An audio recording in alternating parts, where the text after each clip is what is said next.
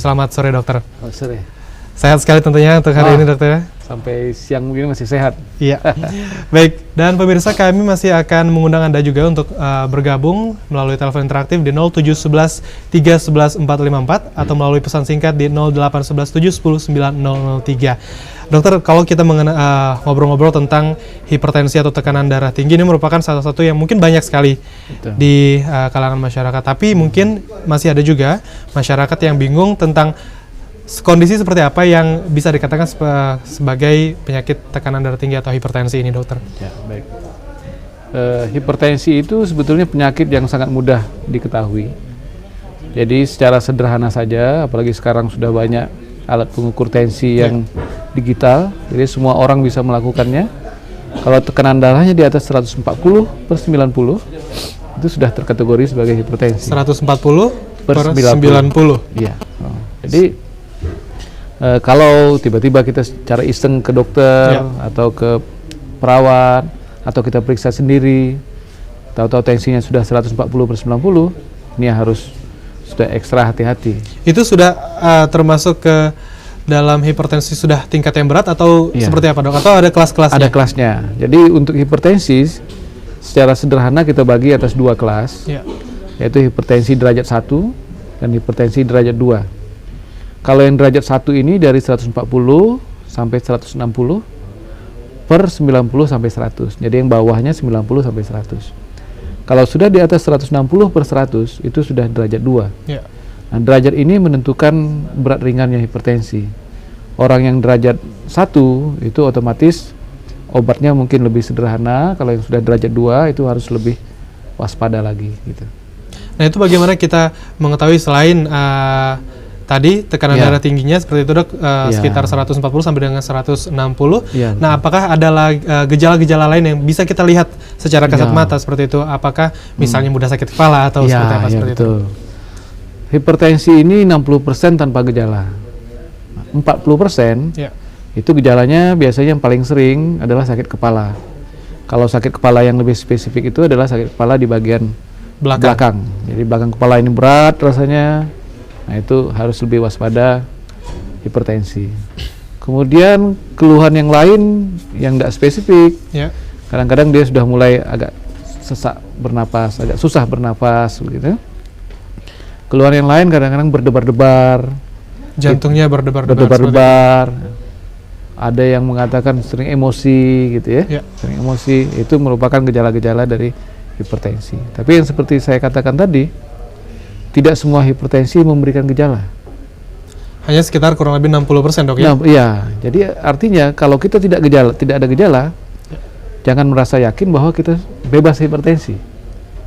Nah, jadi oleh sebab itu memang untuk mendeteksi yang sisanya ini yang tanpa gejala, ya kita harus melakukan cek tekanan darah. Memang cek rutin secara kesehatan secara umum itu memang sangat penting sekali, dok, ya, apalagi sudah memasuki usia-usia lanjut seperti itu, dok, ya. Betul. Umur 30 ke atas itu sudah harus hati-hati, ya. Sudah harus aware terhadap tekanan darah tinggi juga. Dokter, kalau kita mungkin flashback untuk penyebabnya sendiri, dok. Penyebab dari hipertensi ini seperti apa, dok? Kalau dari segi penyebab etiologi, sebetulnya hipertensi itu bisa dibagi dua. Yaitu hipertensi primer dan hipertensi sekunder. Hipertensi primer itu adalah hipertensi yang tidak jelas apa penyebabnya. Jadi dia tidak tahu penyebab pasti, hanya faktor risiko istilahnya. Sedangkan hipertensi sekunder itu yang jelas diketahui penyebabnya.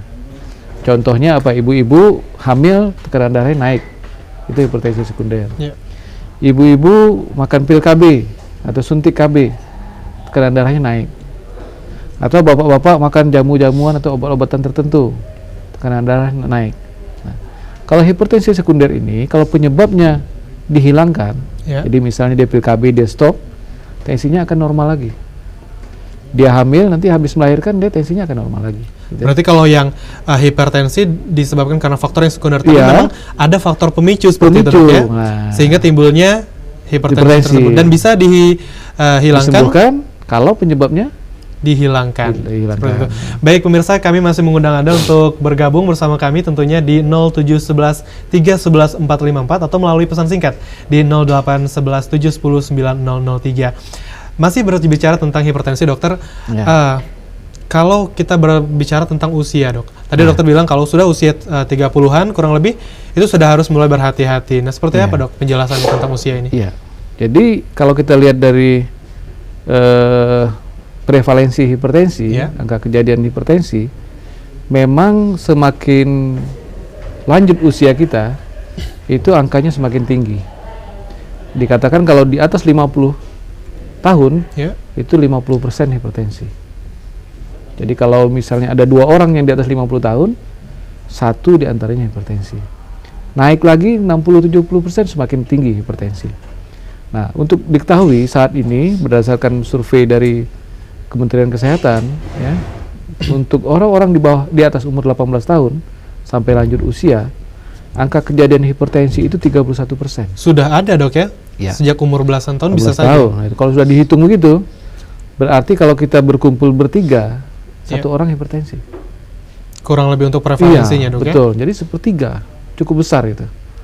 Nah, dan kita tahu hipertensi itu bukan hanya sekedar hipertensi. Karena yang kita takutkan ini adalah bahayanya. Akibat buruknya, komplikasinya. Nah, nanti kita diskusikan. Nah, tadi dokter berbicara tentang angka belasan tahun. Nah, itu sebenarnya apa, dok? Kalau kita secara alami, kalau sudah 30-40 tahun itu mungkin bisa dikatakan memang sudah banyak. Tapi kalau misalnya tadi ada yang umur belasan tahun, itu kira-kira seperti apa, dok? Nah, kita biasanya berpatokan kalau umur yang masih usia muda, kita mencurigai yang hipertensi sekunder tadi. Karena adanya faktor pemicu tadi, dok. Faktor pemicu, mungkin adanya kelainan dari pembuluh darah atau yang lain-lain, itu faktor hormonal. Karena umumnya untuk yang hipertensi primer yang banyak dialami sekarang ini itu biasanya berumur di atas 30 tahun. 40 tahun biasanya begitu, ya. Nah, jadi kalau yang usia muda itu kita curiga jangan-jangan ada apa-apanya.